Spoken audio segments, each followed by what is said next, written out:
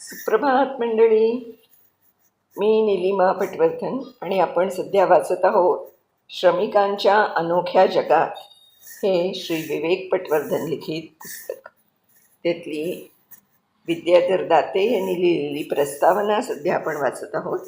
आज त्यातला तिसरा भाग वाचते आणि त्याच्यानंतर श्री विवेक पटवर्धन यांचं जे पुस्तक आहे त्याचं अभिवाचन सुरू करणार आहोत. काल आपण बघितलं की सिंघानिया हॉस्पिटलमधल्या आगीचं वगैरे वर्णन केलेलं आहे श्री विद्याधर दाते यांनी. आता तेव्हा मी म्हटलंही होतं की या सिंघानियांच्याबद्दल आपण उद्याच्या भागात आणखीन जास्ती वाचणार आहोत, माहिती घेणार आहोत. तर सुरू करते. विजयपाल सिंघानिया हे त्यांच्या विलासी राहणीमानासाठी गाजलेलं वादग्रस्त व्यक्तिमत्व होतं. ते हॉट एअर बलूनमधून प्रवास करायचे. मुंबईतल्या महालक्ष्मी रेसकोर्सच्या ठिकाणी त्यांना धनवंतांसाठी उंची घरं बांधायची होती. लक्षात घ्या, ही सरकारची जमीन आहे, तुमची आणि माझी आहे. हा आहे आपला कॉर्पोरेट वर्ग. ते नंतर त्यांच्या गौतम या मुलाबरोबर, जो प्लेबॉय होता आणि ऐशोआराम आणि रेसिंग कारचा त्याला शौक होता, मालमत्ता आणि वारसा याबाबत वादात भयंकर अडकले. रेसिंग कारचं उथळ प्रदर्शन करताना मी गौतमला काही वर्षांपूर्वी बांद्रा कुर्ला कॉम्प्लेक्समध्ये पाहिलं होतं. सिंघानियांच्या वलसाड गुजरातमधल्या नवीन कापडगिरणीमुळे होणाऱ्या प्रदूषणाबाबत मात्र लेखकानं या पुस्तकात लिहिलं आहे. इमारती बांधण्यासाठी ग्लॅक्सोचा ठाण्यातला 60 एकरांवर पसरलेला कारखाना बंद होण्याबाबत लेखकानं जी टीका केली आहे तिच्याशी मी सहमत आहे. खरं तर मागे वळून पाहिलं तर असं वाटतं, मुंबईत कारखाने बंद करून जमिनींची विक्री होणं हा प्रकार परत एकदा कोणीतरी तपासायला हवा. कामगार संघटनेचे नेते विश्वास उटगी यांनी यावर पुढाकार घेऊन न्यायालयात जनहित याचिका दाखल केली होती आणि उच्च न्यायालयाकडून यावर अनुकूल निर्णय मिळाला होता, ज्यात जमीन कमाल मर्यादा कायद्याद्वारे मोठा भाग सार्वजनिक वापरासाठी मिळू शकला असता असं नमूद केलं होतं. परंतु पुढे सरकारनं हा मुद्दा गुंडाळला आणि उच्च न्यायालयाच्या एका निवृत्त न्यायाधीशांनी याबाबत लोकांच्या विरोधातली त्यांच्या प्रतिष्ठेला न शोभणारी भूमिका निभावली.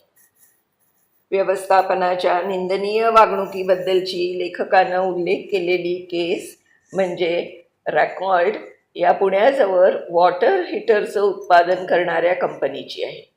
त्या कंपनीनं दिवाळीत लोकांना मिठाई वाटप केलं, सण साजरा करायला सांगितलं आणि दुसरीकडे कारखाना बंद होतो आहे असं पत्रक पाठवलं, जे कामगारांना दिवाळीच्या पुढच्या दिवशी मिळालं. खरं तर ती नफ्यात चाललेली कंपनी होती, जी कायदा गुंडाळून ठेवत होती आणि त्यांनी आउटसोर्सिंग पसंत केलं वगैरे. कामाचं बदलतं स्वरूप याबाबत पटवर्धन यांनी उबेर या टॅक्सी सेवा पुरवणाऱ्या करोडो रुपयांची उलाढाल असलेल्या आणि मोजकेच कर्मचारी असलेल्या कंपनीचं उत्तम उदाहरण दिलं आहे.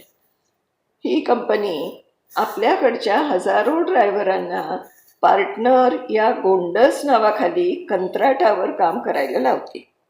त्यावरून मला चाणक्य व्यास यांनी लिहिलेल्या अल्गोरिदम्स नावाचं एक इंग्रजी नाटक आठवतं, ज्यात नवीन तंत्रज्ञान वापरणं अशा ड्रायव्हरांसाठी कसं नुकसानकारक ठरतं ते दाखवलं होतं. हे सगळंच विदारक आहे. यावरून मला international labour organization ILO decent work ही संकल्पना जगभर नेण्याबाबत संवाद साधत होती तेही आठवलं. आता कामात चांगुलपणा उरला नाही, श्रमाला प्रतिष्ठा उरली नाही. पटवर्धन यांनी एक चांगलं आविष्करण वापरलं आहे. काही कर्मचारी डॉक्टर जेकिल आणि मिस्टर हाईड अशी प्रवृत्ती अंगीकारतात. बरोबर चांगलं पण कृतीत मात्र खुनशीपणा असं ते चित्र असतं. त्यांनी तामिळनाडूमधल्या ऑटोमोबाईलचं उत्पादन करणाऱ्या कंपनीचंही उदाहरण दिलं आहे, जिथं एकही कायमस्वरूपी कामगार नोकरीवर नाही. हे उदाहरण अर्थातच उपरोधिक आहे, कारण अमेरिकेतली फोर्ड मोटार कंपनी ही लाखो लोकांना रोजगार पुरवत होती, भरघोस पगार देत होती. अमेरिकन भांडवलशाहीच्या यशाचं ते प्रतीक मानलं जात होतं. त्याचबरोबर तिथे सातत्यानं एकसुरी सक्तीचं असेंब्ली लाईनवरचं उत्पादन सुरू असायचं, ज्याची चार्ली चॅप्लिनच्या मॉडर्न टाइम्स या चित्रपटात उत्तमपणे खिल्ली उडवली आहे. या चित्रपटातला भांडवलदार मालक कामगारांना जेवायची सुट्टी देखील देऊ इच्छित नाही. तो उत्पादनाचा वेळ वाचावा यासाठी कामगारांना यंत्रानंच खाऊ घालायला पाहतो. भांडवलशाहीचं हे खरं स्वरूप आहे. सर्वसामान्य लोकांच्या बाबतीत सर्वात मोठा विचित्रपणा म्हणजे ते मालकाकडे अन्नदाता, पोशिंदा किंवा एखाद्या देवासारखं पाहतात, जणू काही तो यांच्यावर उपकारच करतोय. याचा परिणाम म्हणजे भांडवलशाही समजून घेण्यात ते पूर्णपणे अयशस्वी होतात. काही चांगले मालकही असतात, हे खरं आहे, आणि ते लक्षात घ्यायलाच हवं. पण बरेच जण नफ्यासाठी पिळवणूक करतात. पटवर्धन यांना ही व्यवस्था सर्व बाजूंनी जाणून घेता आली, हा अनोखा फायदा आहे.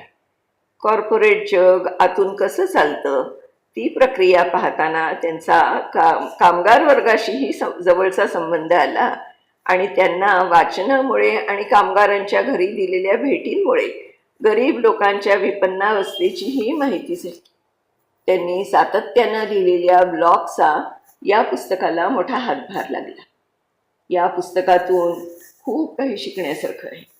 कोणतीही व्यवस्था आपण वापरत असतो तेव्हा तिथं काम करणाऱ्या लोकांचा आपण विचार करायला हवा.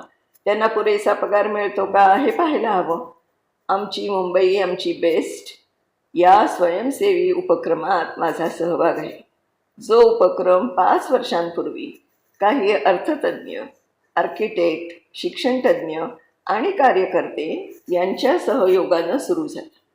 बसची पद्धत उत्कृष्टपणे कार्यरत करावी अशी यामागची कल्पना होती, ज्याबद्दल सरकारला काहीच कळवळा नव्हता.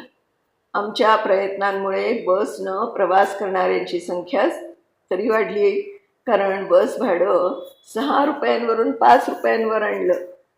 याबरोबरच आम्ही कामगारांच्या कामाचं ठिकाण चांगलं असावं यासाठी चुकीच्या खाजगीकरणाच्या विरोधात कायमस्वरूपी आणि कंत्राटी कामगारांमधला पक्षपात याबाबतही काम करत असतो. सामान्य लोकांशी बोलण्यातून आयुष्य जास्त कळतं. बांद्रा या ठिकाणच्या जॉगर्स पार्कच्या एका भेटीत मी वॉचमनशी बोलत होतो. पार्कच्या नूतनीकरणासाठी आणि ते सुंदर दिसावं यासाठी करोडो रुपये खर्च केले जातात, मात्र कामगारांना महिनोन महिने पगार दिला जात नाही. त्यांनी याला वैतागून काम सोडलं तर त्यांच्या हक्काचा पगारही दिला जात नाही. आपण आपापला खारीचा वाटा उचलूच शकतो. या दृष्टिकोनातूनही पटवर्धन यांचं पुस्तक महत्त्वाचं आहे. इति विद्याधर दाते. खूप सुंदर आणि अगदी विस्तृत अशी प्रस्तावना श्री विद्याधर दाते यांनी दिलेली आहे. आता ह्याच्या पुढे आपण विभाग 1 हे पुस्तकातला जो आहे त्याचं वाचन सुरू करतोय. तर त्याचं पहिल्या जो ब्लॉग आहे त्याचं नाव आहे अभिवृद्धीचं आत्मनिरीक्षण. मी 1975 साली वेलफेअर ऑफिसर या पदावर कंपनीत रुजू झालो आणि साधारण 3-4 महिने तिथे काम केलं. एक दिवस आमचे संचालक कारखान्याला भेट देणार होते. तेव्हा त्या संचालकांबरोबर मीटिंगमध्ये असताना कामगार संघटनेच्या काही प्रतिनिधींनी त्या खोलीत प्रवेश केला. आमचे सगळ्यांचे सलोख्याचे संबंध होते आणि त्या कामगारांच्या मनात संचालकांबद्दल आदराची भावना होती. सुरुवातीचं स्वागत झाल्यानंतर कामगार प्रतिनिधींचं संचालकांबरोबर कामगारांच्या एकूण परिस्थितीबद्दल मैत्रीपूर्ण बोलणं सुरू झालं. कॅन्टीनमधला गिझर नादुरुस्त आहे आणि गेले 3 महिने तिकडे कोणीच लक्ष देत नाही असं संघटनेच्या एका प्रतिनिधीनं सहज सांगितलं. मला याचा त्रास झाला. वेलफेअर ऑफिसर या नात्यानं कॅन्टीन ही निश्चितच माझी जबाबदारी होती. मला त्या गोष्टीतलं गांभीर्य आणि धोका जाणवला. माझी काही आता खैर नाही हे माझ्या लक्षात आलं. अनपेक्षित असला तरी त्या कामगाराच्या शेर्यामुळे माझ्या कामातल्या उणिवा स्पष्ट होत होत्या. संचालकांकडून यावर काही चांगला प्रतिसाद येणार नाही अशी माझी खात्री होती.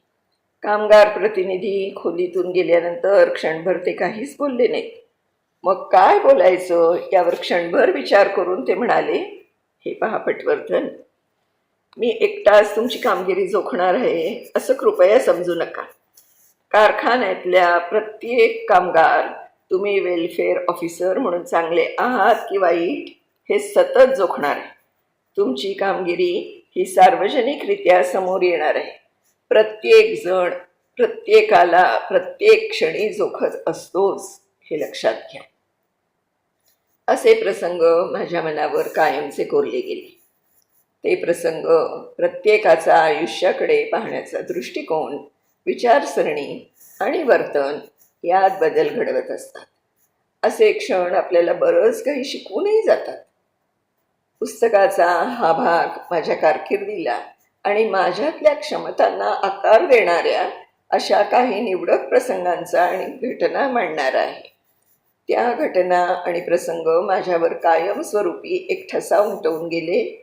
इतकंच नव्हे तर माझ्या कामाकडे मी कसा पाहतो, सोबतच्या लोकांबरोबर माझे नातेसंबंध यामध्ये त्यानंतर आमूलाग्र बदल घडले. मागे वळून पाहताना मी लोकांशी संवाद कसा साधतो आणि नातेसंबंध कसे जोपासतो या 2 बाबींवर पडलेला या घटनांचा प्रभाव मला लख्खपणे दिसतो.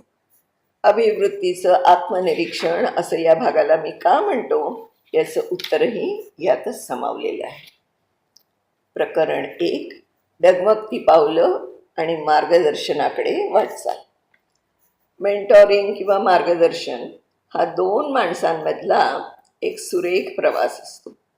मार्गदर्शन करणारा आणि ते स्वीकारणारा अशा दोघांनाही तो सुखावणारा असल्यामुळे मी सुरेख हा शब्द वापरला आहे. शब्दांपलीकडच्या अनेक गोष्टी यात एकमेकांशी संवाद साधत असतात. जो मार्गदर्शन स्वीकारतो त्याला आपल्या मार्गातले अडथळे दूर करायचे असतात.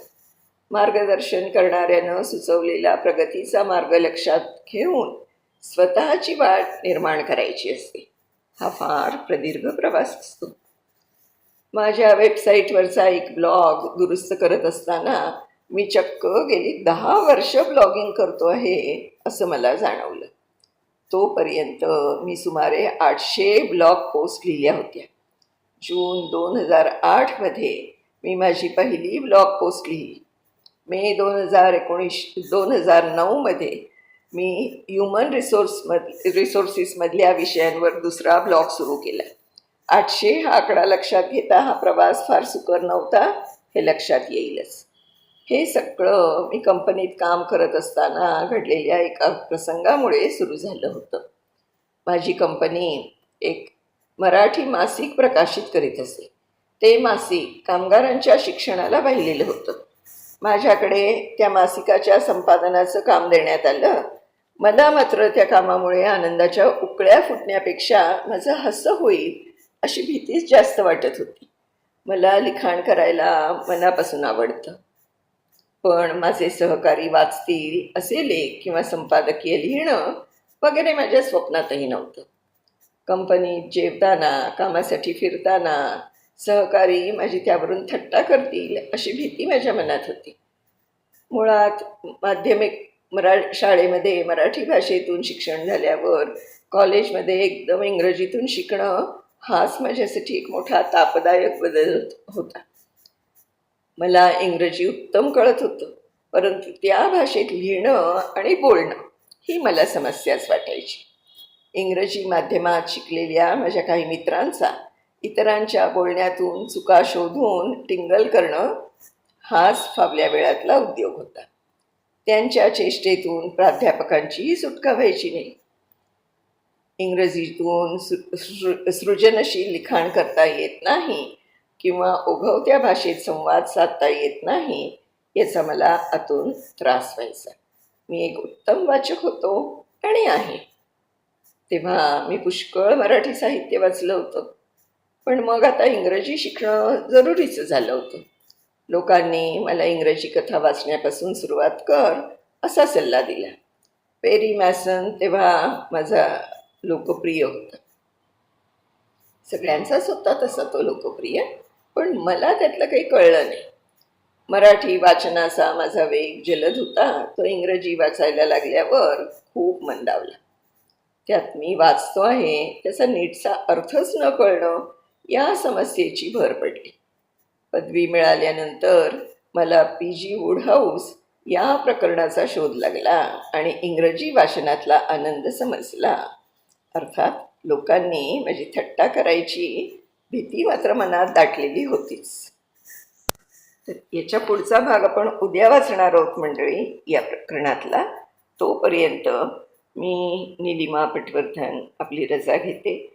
पण श्री विवेक पटवर्धन यांनी खूप छान लिहिलेलं आहे. अगदी स्वतःचं खरोखर त्याने आत्मनिरीक्षण करून लिहिलं आहे असं वाटतंय. धन्यवाद. उद्या पुढच्या भागासह भेटणार आहोत. तोपर्यंत बाय बाय मंडळी.